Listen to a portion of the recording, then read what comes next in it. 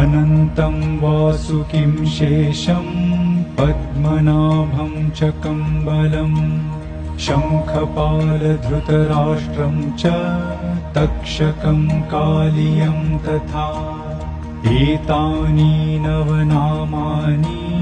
नागानाम च महात्मनं सायंकाले पठे नित्यं प्रातःकाले विशेषतः तस्य विषभयं नास्ति सर्वत्र विजयी भवेत्। अनन्तं वासुकिं शेषं पद्मनाभं च कम्बलं शङ्खपालधृतराष्ट्रं च तक्षकं